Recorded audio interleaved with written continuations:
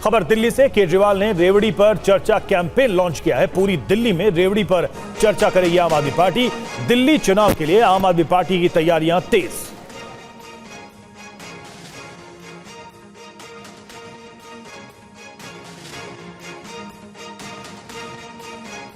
तो एक नया कैंपेन आम आदमी पार्टी की तरफ से दिल्ली में, रेवड़ी पर चर्चा और चुनाव की तैयारियां देखिए किस तरह से चल रही हैं। इसी को लेकर ये एक कोशिश शुरू की जा रही है आम आदमी पार्टी की तरफ से लोगों से संवाद स्थापित करने के लिए, और इसके लिए रेवड़ी पर चर्चा कैंपेन लॉन्च किया गया। एक और बड़ी खबर है, रेवड़ी पर चर्चा में केजरीवाल ने 6 वादे किए हैं। पहला वादा है पहली रेवड़ी फ्री बिजली और नो पावर कट। दूसरी रेवड़ी 20,000 लीटर मुफ्त पानी। तीसरी रेवड़ी मुफ्त और शानदार शिक्षा। चौथी रेवड़ी शानदार मोहल्ला क्लिनिक। 5वीं रेवड़ी महिलाओं को मुफ्त बस यात्रा। तो देखिए ये वादे किए गए हैं। फ्री बिजली, पानी, शिक्षा का वादा किया गया है आम आदमी पार्टी की ओर से। पहली रेवड़ी है दिल्ली में फ्री बिजली और नो पावर कट, 24 घंटे बिजली और फ्री बिजली। दूसरा है मुफ्त पानी। दिल्ली में हम पानी 20,000 लीटर पानी हर महीने हर परिवार को मुफ्त देते हैं। इनके 20 राज्यों में से किसी भी राज्य के अंदर पानी मुफ्त नहीं है। तीसरा है अच्छी और शानदार फ्री शिक्षा। दिल्ली के अंदर हमने शानदार सरकारी स्कूल बनाए। इनके 20 राज्यों में से एक भी राज्य ऐसा बता दो जहां पे ऐसे स्कूल हों। कहीं नहीं है इनके स्कूल। टूटे पड़े हैं स्कूल, टेंट में चल रहे हैं स्कूल, दीवारें टूटी पड़ी हैं, छतें टूटी पड़ी हैं। उत्तर प्रदेश के स्कूल जाके देख लो। 18 लाख बच्चे दिल्ली के सरकारी स्कूलों में पढ़ते हैं। मैं पूछना चाहता हूं, क्या आप चाहते हो आपका बच्चों का भविष्य फिर से अंधकार में हो जाए? आज चौथी रेवड़ी है, आज दिल्ली के अंदर शानदार मोहल्ला क्लिनिक बन गए, सरकारी अस्पताल बन गए जहां पूरा इलाज मुफ्त है, सारी दवाइयां मुफ्त मिलती हैं। इनके किसी भी स्टेट के अंदर चले जाओ, 20 राज्यों में कहीं भी सरकारी अस्पताल अच्छे नहीं है, टूटे फूटे पड़े हैं सारे सरकारी अस्पताल। अगर दिल्ली में आपने इनको वोट दे दिया तो फिर से ये सारे सरकारी अस्पताल खराब हो जाएंगे। 5वीं रेवड़ी है महिलाओं को मुफ्त यात्रा, बस यात्रा। इनके 20 राज्यों में से किसी में भी महिलाओं को बस यात्रा मुफ्त नहीं मिलती। बीजेपी की हमेशा मांग रही है कि भाई हम इनकी बस यात्रा जो है मुफ्त बंद होनी चाहिए। तो अगर ये आ गए तो बस यात्रा, मुफ्त बस यात्रा बंद कर देंगे, और बुजुर्गों के लिए जो तीर्थ यात्रा की स्कीम है वो भी ये लोग बंद कर देंगे। आगे बढ़ते हैं। महाराष्ट्र का अगला मुख्यमंत्री कौन होगा ये कल तय हो जाएगा, लेकिन महाविकास अघाड़ी और महायुति में अभी से ही हलचल तेज है। सीएम पद के लिए अभी से ही दावेदारी शुरू हो चुकी है। आइए रिपोर्ट दिखाते हैं आपको। महाराष्ट्र में रिजल्ट से पहले ही एमवीए और महायुति में सीएम पद को लेकर रार जारी है। एमवीए में सबसे बड़े दल होने का दावा करने वाले नाना पटोले कह रहे हैं कि कांग्रेस के नेतृत्व में एमवीए की सरकार बनेगी, जबकि शिवसेना उद्धव गुट के नेता संजय राउत कह रहे हैं एमवीए 160 सीटों पर जीत करा रही है। राउत कह रहे हैं कि रिजल्ट के बाद मुख्यमंत्री का फैसला होगा, सब मिलकर मुख्यमंत्री चुनेंगे। इसके लिए पहले से कोई एजेंडा तय नहीं है। वहीं एनसीपी शरद गुट के नेता जितेंद्र आहवाड ने कहा कि अगर शरद पवार कहेंगे तो मैं मुख्यमंत्री पद का चेहरा बन सकता हूं। वहीं महायुति में भी सीएम पद को लेकर हलचल तेज है। महाराष्ट्र में कई जगहों पर अजीत पवार की भावी मुख्यमंत्री बनने को लेकर पोस्टर लगे हैं। वहीं शिवसेना शिंदे गुट के नेता संजय श्रीनाथ ने कहा कि विधानसभा चुनाव मुख्यमंत्री एकनाथ शिंदे के चेहरे पर लड़ा गया था, इसलिए मुझे विश्वास है कि एकनाथ शिंदे ही मुख्यमंत्री बनेंगे। बीजेपी नेता प्रवीण दरेकर ने कहा कि उन्हें लगता है कि अगर बीजेपी से कोई सीएम बन रहा है तो वो है देवेंद्र फडणवीस। और मुख्यमंत्री पद को लेकर संजय राउत और नाना पटोले ने क्या कहा है, आइए सुनते हैं। हमें पूरा विश्वास है कि हमें बहुमत प्राप्त होने जा रहा है। 160-165 तक हम विधायक हमारे चुनकर आएंगे। हमारा बहुमत जो है महाविकास आघाड़ी का वो पूरा बहुमत रहेगा, तो सब एक साथ बैठकर कल हम निर्णय लेंगे। बात रहे ऐसी है, सत्ता हमारी आ रही है, हमारी सत्ता आ रही है महाराष्ट्र में, और हमें सरकार बनाने से कोई रोक नहीं सकता। सीएम किसका बनेगा, कांग्रेस का या फिर बाकी दोनों किसी दलों में से हो सकता है? नहीं, अभी तो उसका डिसाइड वो हमारा हाईकमांड करेगा। हाईकमांड जो डिसीजन लेंगे वो हम सब लोगों को एक्सेप्ट रहेगा। क्या नाना पटोले सीएम की रेस में हैं? मैं हाईकमांड के आदेश का पालन करता हूँ। मेरी रेस से मेरे हाईकमांड को, मेरे को जो जवाबदारी हाईकमांड देती है, क्योंकि मैं स्पीकर था, उसमें मैंने अच्छा रोल निभाया, पार्टी का आदेश करके अच्छा रोल निभा रहा हूँ। तो जो भी मुझे जवाबदारी मिलती है उसको अच्छे से निभाना ये मेरा दायित्व होता है और पार्टी की इमेज उसमें अच्छी बने। अगर सीएम पद की जिम्मेदारी दी जाती है आपको तो पार्टी के हाईकमांड डिसीजन लेना। और अगली बड़ी खबर है, नतीजों से पहले रामदास आठवले का बड़ा बयान सामने आया है। उद्धव ठाकरे को महायुति में आना चाहिए। आठवले ने कहा है कांग्रेस शिवसेना को खत्म करने में लगी है। महायुति में सीएम पद पर कोई विवाद नहीं है। एनडीए की सरकार बनेगी नहीं तो सीएम का सवाल ही नहीं। सर, एक बात बताएं कि चुनाव परिणाम बेशक कल आने वाला हो, लेकिन उसको लेकर अभी तारीख से ही लोग तरह तरह की बातें कह रहे हैं। मुझे लगता है कि चुनाव के जो एग्जिट पोल की रिपोर्ट है वो मतलब महायुति को क्लियर मेजॉरिटी मिलेगी ऐसे है, कुछ एक दो इसमें उनको भी मेजॉरिटी मिलेगी ऐसा भी है। लेकिन सत्य ये है कि वोटिंग का परसेंटेज बढ़ गया है। 60.39% वोटिंग हुआ है। कई चुनाव के बाद इतना बड़ा वोटिंग हुआ है और इसीलिए उसका फ़ायदा हमको ही होगा और क्लियर मेजॉरिटी हमको मिलेगी और सत्ता महायुति की आएगी, मुख्यमंत्री हमारा बनेगा। बैठकों का दौर अभी से चल रहा है पार्टी में, महाविकास अघाड़ी की अगर बात करें, और नाना पटोले ने यह कहा है कि शिंदे साहब हमारे संपर्क में हैं। तो आपको लगता है कि शिंदे साहब क्या पाला बदल सकते हैं? मुझे लगता है कि शिंदे जी बिल्कुल संपर्क में नहीं है। शिंदे जी ईमानदार आदमी है। शिंदे जी महायुति के साथ रहेगी और भविष्य में अगर ऐसा कुछ होने वाला है नहीं है। और भविष्य में ऐसा भी हो सकता है कि भाई उद्धव ठाकरे हमारे साथ आ सकते हैं। प्रियंका चतुर्वेदी जी मुझे बोल रहे हैं कि भाई मैंने उधर आना चाहिए, लेकिन मैं उधर क्यों जाऊँ? मैं तो महायुति के साथ हूँ, मैं एनडीए के साथ हूँ। और अगर कुछ ऐसा भविष्य में होता है तो प्रियंका चतुर्वेदी को मेरा कहना है कि उद्धव ठाकरे जी को आप इधर लेकर आइए। और मुझे लगता है कि एकनाथ शिंदे जी उधर नहीं जाएंगे और उद्धव ठाकरे भी यहाँ नहीं आएंगे। अब जो पूरा मामला है उस मामले में प्रियंका चतुर्वेदी आप लोगों के ऊपर भी एक आक्षेप लगा रही है, कह रही हैं कि आप भी जो है एमवीए का हिस्सा हो सकते हैं। हालांकि आपके 2 कैंडिडेट थे पिछली बार, अभी परिणाम नहीं आया है, लेकिन उनका कहना है कि रामदास आठवले भी शायद हमारी तरफ आ सकते हैं। नहीं, प्रियंका जी का कहना है कि भाई मैं उनके साथ जाने का विषय आता नहीं है। प्रियंका जी हमारे राज्यसभा में मेंबर है शिवसेना की तरफ से, मैं भी राज्यसभा में हूँ और उनके साथ जाने का विषय नहीं है। मैं तो एनडीए के साथ हूँ, मैं मोदी सरकार में मैं मंत्री भी हूँ और महायुति के लिए मैं काम कर रहा हूँ। और महायुति के लिए मेरे जो 2 उम्मीदवार है वो भी मतलब चुनकर आते हैं तो मैं महायुति को सपोर्ट करूँगा। और महाराष्ट्र में काउंटिंग से पहले ही पोस्टरबाजी भी शुरू हो गई है। अजित पवार के समर्थकों ने कई जगहों पर भावी मुख्यमंत्री के पोस्टर लगा दिए। महाराष्ट्र विधानसभा चुनाव में सभी को कल आने वाले नतीजों का इंतजार। कल वोटों की गिनती से पहले ही महाराष्ट्र पोस्टर पॉलिटिक्स शुरू हो गई है। जनता किसे वोट देकर महाराष्ट्र विधानसभा में भेजेगी ये कल ही पता लगेगा। लेकिन एनसीपी अजीत गुट के कार्यकर्ताओं का जोश चरम पर है। अजीत पवार गुट के नेताओं ने मुख्यमंत्री पद के लिए अभी से लॉबिंग शुरू कर दी है। आप देख सकते हैं बारामती में लगे इस होर्डिंग में अजीत पवार को भावी मुख्यमंत्री बताया गया है। वहीं पुणे के पार्वती विधानसभा क्षेत्र में कार्यकर्ताओं ने भी अजीत पवार के बैनर लगाए हैं। इसमें भारी मतों से जीत पर महाराष्ट्र भावी मुख्यमंत्री अजीत पवार को बधाई दी गई है। बैनर में लिखा है कि अजीत पवार को लगातार 8वीं बार विधायक चुनकर आने के लिए अभिनंदन। ये बैनर प्रशांत शरद बारवकर मित्र परिवार की ओर से लगाया गया है। आपको बता दें कि अजीत पवार के एनसीपी ने महायुति में सबसे कम सीटों पर चुनाव लड़ा है। उसके बावजूद भी उनके कार्यकर्ता उन्हें मुख्यमंत्री पद पर देखना चाहते हैं। अब देखना होगा कि इस पोस्टर पॉलिटिक्स का महाराष्ट्र की सियासत पर क्या असर पड़ता है।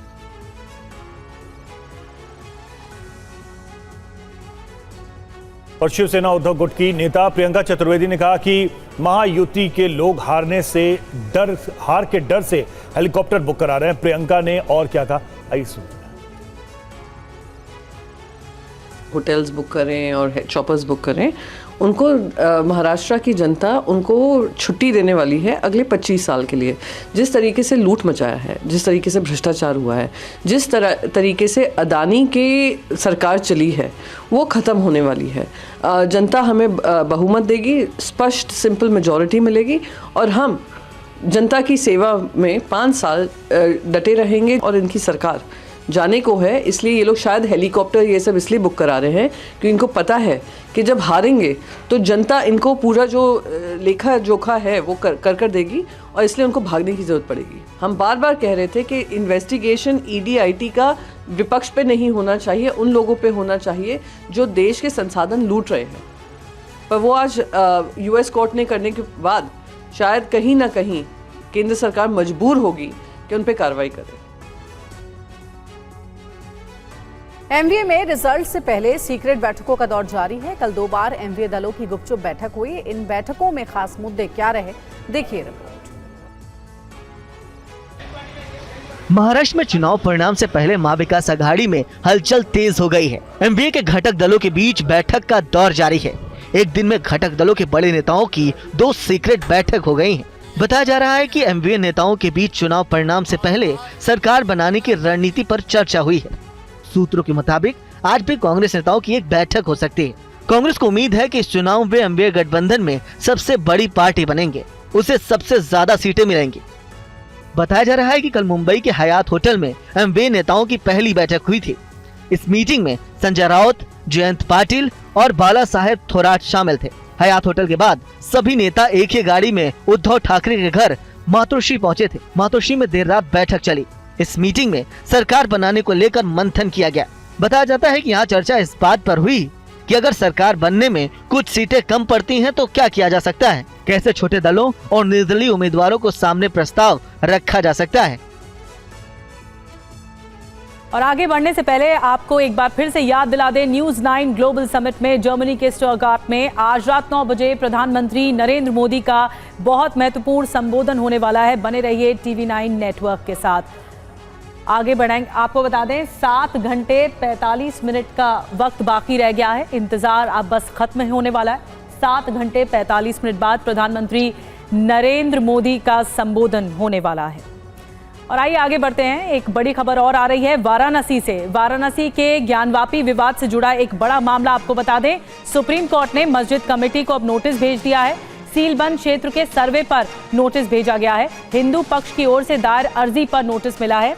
सुप्रीम कोर्ट ने नोटिस का 2 हफ्ते में जवाब भी मांगा है। मामले की जो अगली सुनवाई होगी अब 17 दिसंबर को होगी।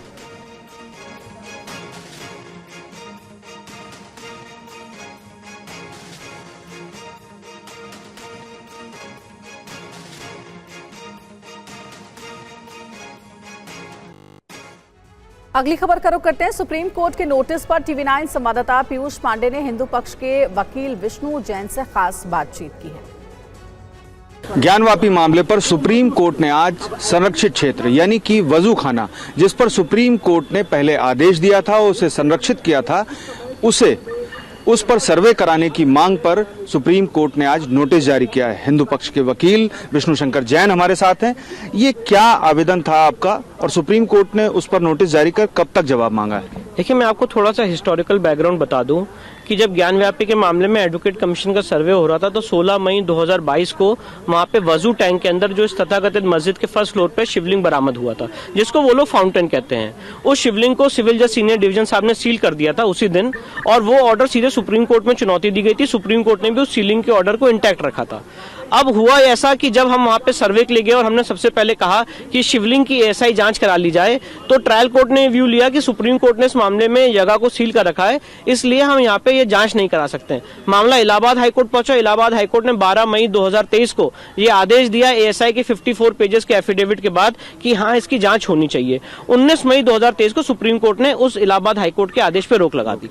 उसके बाद हम वापस गए ऑनरेबल डिस्ट्रिक्ट कोर्ट के सामने और हमने कहा कि सील्ड एरिया को छोड़ के बाकी जितना पूरा परिसर है उसका एएसआई सर्वे करा लिया जाए। ऑनरेबल डिस्ट्रिक्ट कोर्ट वाराणसी ने 21 जुलाई 2023 को सर्वे के आदेश दिए सील्ड एरिया को छोड़ के बाकी परिसर में।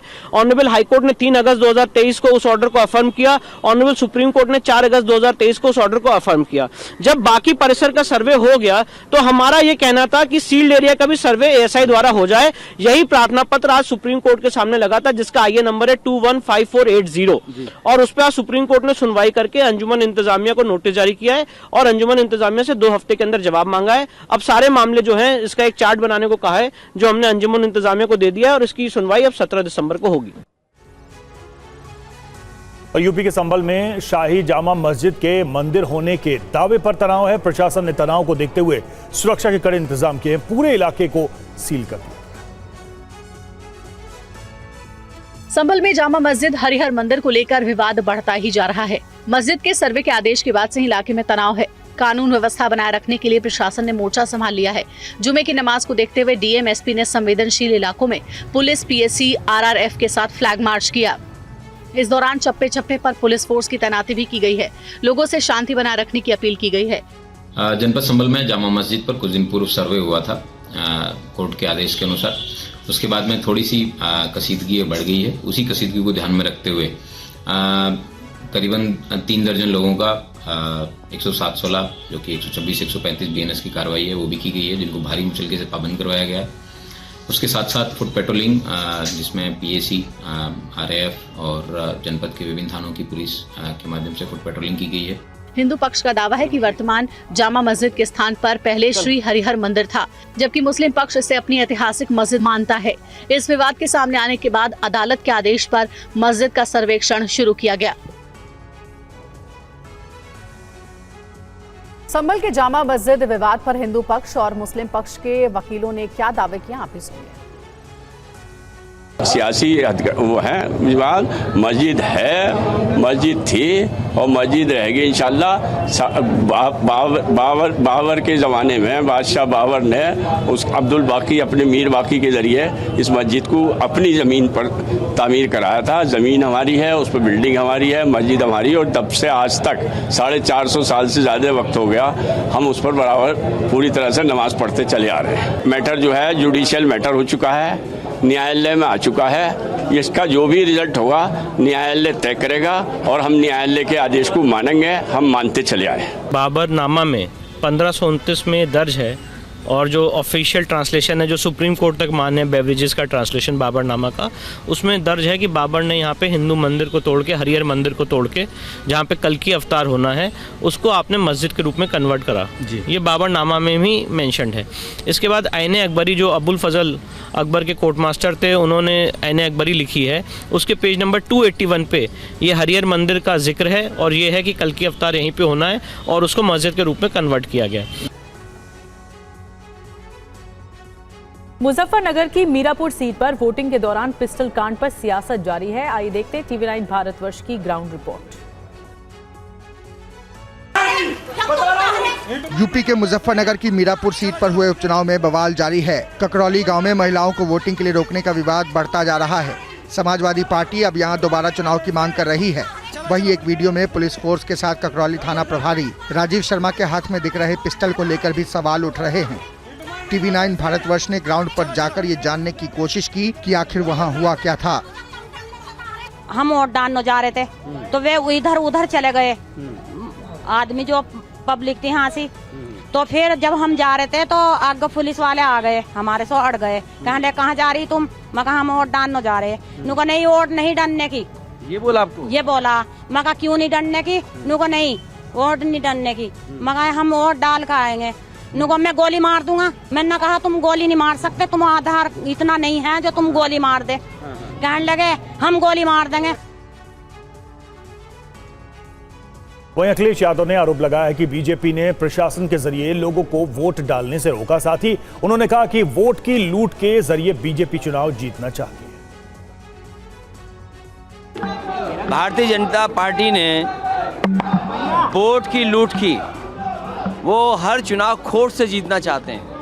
हर चुनाव में कुछ न कुछ लूट तंत्र अपनाते हैं। कोई कल्पना कर सकता है कि पुलिस, प्रशासन, सरकार जिसकी जिम्मेदारी ये होती है कि वोट ज़्यादा पड़े।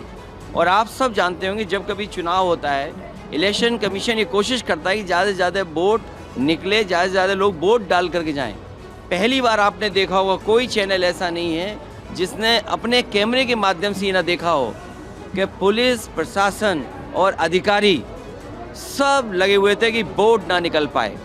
क्या आप सोच सकते हैं कि मुसलमान अगर आप हैं, आप वोट डालने नहीं जा सकते? आप समाजवादी पार्टी के पिछड़े हैं तो वोट डालने नहीं जा सकते। समाजवादी पार्टी के आप दलित हैं तो वोट डालने नहीं जा सकते हैं। आदिवासी अगर आप हैं तो वोट डालने नहीं जा सकते हैं। महिलाएं हैं अगर आप, तो आप वोट डालने नहीं जा सकते हो। ये नए तरह का जो लोकतंत्र है, ये सबसे बड़ा खतरा पैदा हुआ है बीजेपी की सरकार में। और एक बड़ी खबर है, दिल्ली पुलिस के साथ अमित शाह की बड़ी बैठक हो रही है। दिल्ली में अपराधों पर लगाम लगाने पर इस बैठक में चर्चा हो रही है। कानून व्यवस्था को लेकर बैठक में चर्चा। ये बड़ी जानकारी दिल्ली से निकलकर सामने आ रही है। दिल्ली में पुलिस के वरीय अधिकारियों के साथ केंद्रीय गृह मंत्री अमित शाह की बड़ी बैठक हो रही है। दरअसल दिल्ली में बढ़ते अपराधों पर लगाम लगाने को लेकर इस बैठक में चर्चा हो रही है। ज्यादा जानकारी के साथ हमारे सहयोगी जितेंद्र हमारे साथ जुड़ गए, उनसे बात करते हैं। जितेंद्र, क्या जानकारी मिल रही है अभी तक इस बैठक के ऊपर? जी बिल्कुल, देखिए तकरीबन 1 घंटे तक ये बैठक चली है गृह मंत्रालय में। गृह मंत्री अमित शाह के साथ खुद दिल्ली पुलिस कमिश्नर संजय अरोड़ा, इसके अलावा दिल्ली पुलिस के special CP crime branch Devesh Shrivastava, साथ ही special CP special cell RP Upadhyay समेत कई अधिकारी इस बैठक के अंदर मौजूद थे। दरअसल दिल्ली में आगामी जो विधानसभा चुनाव है उसको लेकर और साथ ही दिल्ली में जो अपराध पर किस तरीके से लगाम लगाई जाए, इसको लेकर बाकायदा गृह मंत्री ने एक बैठक ली है और ये बैठक तकरीबन 1 घंटे तक आज गृह मंत्रालय के अंदर चली है। जी बिल्कुल, जितेंद्र हमें बता रहे थे कि दिल्ली में अपराधों पर लगाम लगाने को लेकर 1 घंटे तक पुलिस के वरीय अधिकारियों के साथ गृह मंत्री अमित शाह की बैठक चली है। शुक्रिया आपका जितेंद्र पूरी जानकारी के लिए। मणिपुर के मामले पर कांग्रेस अध्यक्ष मल्लिकार्जुन खड़गे की राष्ट्रपति को लिखी चिट्ठी का बीजेपी अध्यक्ष जेपी नड्डा ने जवाब दिया है। नड्डा ने अपने खत में क्या लिखा है, पूरी खबर इस रिपोर्ट में। केंद्रीय मंत्री और बीजेपी के राष्ट्रीय अध्यक्ष जेपी नड्डा ने मणिपुर में जारी हिंसा को लेकर कांग्रेस अध्यक्ष मल्लिकार्जुन खड़गे को खत लिखा है। चौंकाने वाली बात है कि कांग्रेस पार्टी की ओर से मणिपुर के हालात को बार बार सनसनीखेज बनाने की कोशिश की जा रही है। ऐसा लग रहा है कि आप भूल गए हैं, न केवल आपकी सरकार ने भारत में विदेशी आतंकवादियों के अवैध प्रवास को वैध बनाया था, बल्कि तत्कालीन गृह मंत्री पी चिदम्बरम ने उनके साथ समझौते पर दस्तखत भी किए थे। इसके अलावा गिरफ्तारी से बचने के लिए देश से भाग रहे उग्रवादी नेताओं का पूरा दिल से समर्थन किया गया और उनके अस्थिर प्रयासों को जारी रखने के लिए प्रोत्साहित किया गया। आपकी सरकार के तहत भारत की सुरक्षा और प्रशासनिक प्रोटोकॉल की पूर्व विफलता का एक प्रमुख कारण है। भारत की प्रगति को पटरी से उतारने की चाहत रखने वाली विदेशी ताकतों के गठजोड़ को समर्थन देने वाले कांग्रेस नेताओं का ये पैटर्न वास्तव में चिंताजनक है। हालांकि मैं आपको आश्वस्त कर सकता हूं कि कांग्रेस के विपरीत हमारी सरकार किसी भी कीमत पर ऐसा नहीं होने देगी। और खबरों में आगे बढ़ने से पहले आपको बता दें कि न्यूज़ 9 ग्लोबल समिट में जर्मनी के स्टटगार्ट में आज रात 9 बजे पीएम मोदी का संबोधन होगा और अब से 7 घंटे 33 मिनट बाद जरूर देखिए टीवी 9 का ग्लोबल समिट। आगे बढ़ते हैं, अगली बड़ी खबर का रुख करते हैं। छत्तीसगढ़ के सुकमा में सुरक्षा बलों को मिली बड़ी कामयाबी और मुठभेड़ में 10 नक्सली मार गिराए गए। नक्सलियों से भारी संख्या में हथियार बरामद किया गया। AK-47 इंसास और SLR भी बरामद किया गया।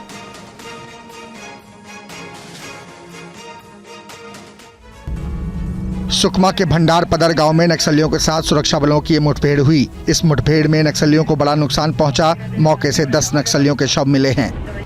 साथ ही मौके से बड़ी संख्या में हथियार मिले हैं। इलाके में अभी भी सर्च ऑपरेशन जारी है। मौके से जवानों ने 3 ऑटोमेटिक वेपन समेत कई और हथियार बरामद किए। बताया जा रहा है कि नक्सलियों और जवानों के बीच सुबह मुठभेड़ हुई। दोनों तरफ से कई राउंड फायरिंग हुई। खबर के मुताबिक DRG की टीम नक्सलियों की घेराबंदी के लिए निकली थी। सूचना मिली थी कि ओडिशा के रास्ते नक्सली छत्तीसगढ़ के जंगल में घुस गए हैं। इसके बाद ही टीम घेराबंदी के लिए गई थी। DRG जवानों के साथ CRPF के जवान भी मुठभेड़ में शामिल थे। बता दें, जनवरी 2024 से अब तक 257 नक्सलियों को मार गिराया गया है। 861 नक्सलियों को गिरफ्तार किया गया है और 789 नक्सलियों ने आत्मसमर्पण किया है। गृह मंत्री अमित शाह पहले ही कह चुके हैं कि केंद्र सरकार मार्च 2026 से पहले नक्सलवाद को पूरी तरह समाप्त करने के लिए प्रतिबद्ध है।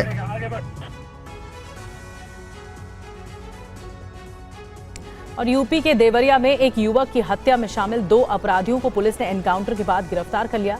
इनके पास से एक पिस्टल और एक देसी तमंचा मिला है। उत्तर प्रदेश के देवरिया में पुलिस ने आज सुबह एनकाउंटर के बाद 2 अपराधियों को गिरफ्तार किया है। पकड़े गए बदमाश की पहचान रामनाथ, आशीष पांडे और अनुराग गुप्ता के रूप में हुई है। तीनों देवरिया के रहने वाले हैं। पुलिस ने जब इन आरोपियों को पकड़ने की कोशिश की तो ये भागने लगे, जिसके बाद पुलिस की तरफ से फायरिंग की गई। फायरिंग में 2 बदमाश अनुराग गुप्ता और आशीष पांडे को पैर में गोली लगी है। पुलिस ने इन बदमाशों को गिरफ्तार कर घायल अवस्था में मेडिकल कॉलेज देवरिया में एडमिट कराया है, जहाँ आरोपियों का इलाज चल रहा है। पुलिस टीम द्वारा घटना का अनावरण करते हुए पूर्व में 3 अभियुक्तों की गिरफ्तारी की गई थी। पुलिस टीम द्वारा उक्त अभियोग में मुखबिर की सूचना पर 2 अभियुक्तों को पुलिस मुठभेड़ में गिरफ्तार किया गया है, जिनके पैर में गोली लगी है, जिनका इलाज चल रहा है, स्थिति सामान्य है, जिनके पास से अवैध शस्त्र आदि बरामद हुए। अभियुक्त गणों से पूछताछ की जा रही है, नियमानुसार विधिक कार्रवाई की जा रही है। आपको बता दें कि 7 नवंबर को शुभम सिंह उर्फ निहाल सिंह की दिन दहाड़े सिर में गोली मारकर हत्या कर दी गई थी। इस मामले में 3 आरोपियों की पहले ही गिरफ्तारी हो चुकी है। राजस्थान के झुंझुनू में एक हैरान कर देने वाली घटना सामने आई है। यहां एक व्यक्ति मृत घोषित होने के बाद शमशान घाट ले जाया गया, लेकिन चिता पर रखते ही वो जिंदा हो गया। झुंझुनू के एक आश्रय गृह में रहने वाले रोहिताश्व की तबीयत अचानक बिगड़ गई। रोहिताश्व मूक बधिर है और लंबे समय से इस आश्रय गृह में रह रहे थे। तबीयत बिगड़ने पर उन्हें झुंझुनू के बीडी के अस्पताल ले जाया गया, जहां डॉक्टरों ने जांच के बाद उन्हें मृत घोषित कर दिया। कागज पर पोस्टमार्टम रिपोर्ट भी तैयार कर दी गई। इसके बाद अस्पताल प्रशासन ने शव को मॉर्चरी में शिफ्ट कर दिया, जहां उसे लगभग 2.5 घंटे तक डीप फ्रीज में रखा गया। बाद में पुलिस को बुलाकर पंचनामा बनाया गया और शव को मां सेवा संस्थान के पदाधिकारियों को सौंप दिया गया। शव को एम्बुलेंस से श्मशान घाट ले जाया गया और चिता पर रखा गया। तभी अचानक लोगों ने देखा कि रोहिताश्व के शरीर में हरकत हो रही है और उनकी सांसें चल रही है। इस मामले में 2 डॉक्टरों को निलंबित कर दिया गया है। तत्काल एक कमेटी बनाई है और जो कंसर्न डॉक्टर्स हैं उनके बारे में ये मालूम किया कि किस किसने इसमें लापरवाही की है और हम सरकार को रिपोर्ट भेज रहे हैं। 3 लोगों के नाम 2 लोगों के नाम सामने आए हैं और जो लापरवाही जो इंचार्ज है उनकी अल्टीमेट लापरवाही बनती है।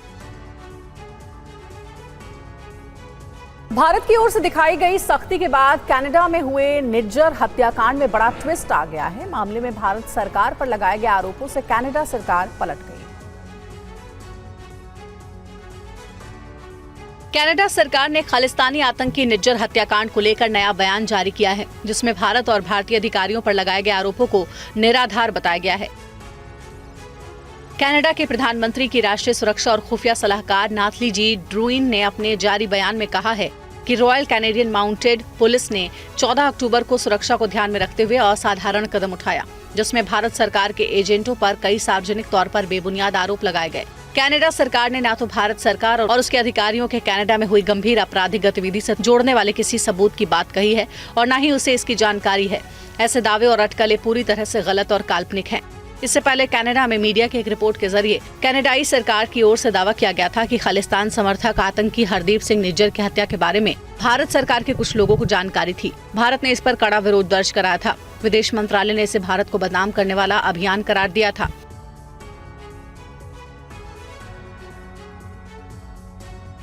और अडानी ग्रुप पर अमेरिका में लगे आरोपों के बाद मामले में पहली बार व्हाइट हाउस का बयान आया है। व्हाइट हाउस ने भारत से संबंधों को लेकर क्या कुछ कहा है, इस रिपोर्ट में देखिए।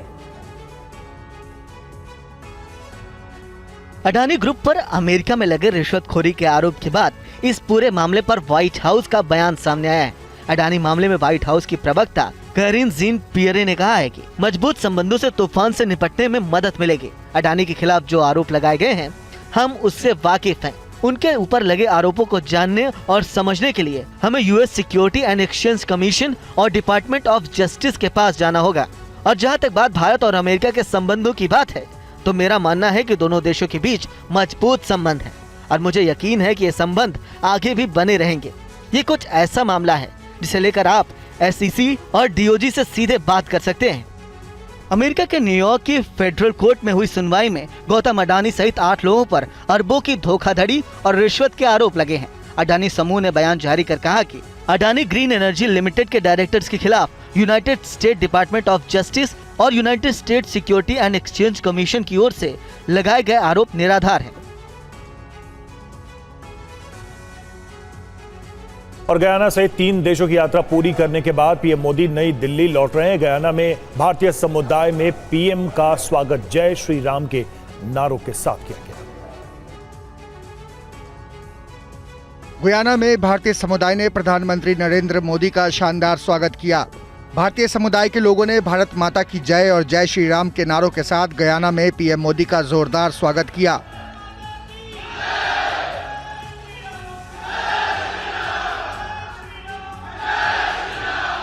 पीएम ने गयाना की संसद के विशेष सत्र को संबोधित करते हुए कहा, दुनिया के सामने आज आगे बढ़ने का सबसे मजबूत मंत्र लोकतंत्र है। इन परिस्थितियों में आज विश्व के सामने आगे बढ़ने का सबसे मजबूत मंत्र है democracy first, humanity first. PM ने गयाना में प्रमुख क्रिकेट खिलाड़ियों से मुलाकात की और कहा कि क्रिकेट ने हमारे देशों को करीब लाया है और हमारे सांस्कृतिक संबंधों को पहले से भी ज्यादा गहरा किया है। 31 वैश्विक नेताओं से मिले पीएम मोदी। 5 दिनों के दौरे पर दुनिया के 31 नेताओं से पीएम मोदी ने मुलाकात की है। वहीं 3 देशों के दौरे पर हुई कुल 31 नेताओं से मीटिंग। G20 समिट में 10 नेताओं से द्विपक्षीय बात हुई। गयाना दौरे पर 9 द्विपक्षीय मीटिंग में प्रधानमंत्री शामिल हुए।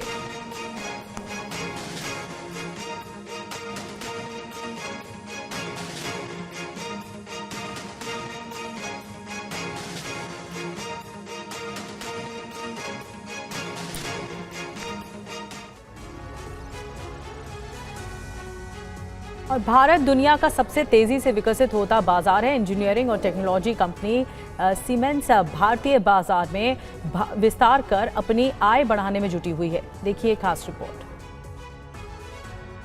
जर्मनी की दिग्गज ऑटोमेशन कंपनी सीमेंस भारतीय बाजार में अपनी मौजूदगी बढ़ा रही है। अगले 3 साल में जर्मनी फ्रांस को पीछे छोड़कर भारत सीमेंस का तीसरा सबसे बड़ा बाजार होगा। फिलहाल भारत सीमेंस का 5वां सबसे बड़ा बाजार है और कंपनी की आय में 3.5 से 4% का योगदान देता है। सीमेंस के सीटीओ पीटर कोएर्ते के मुताबिक भारत में तेजी से हो रहे इंफ्रास्ट्रक्चर विकास से कंपनी को विस्तार का बड़ा मौका मिला है।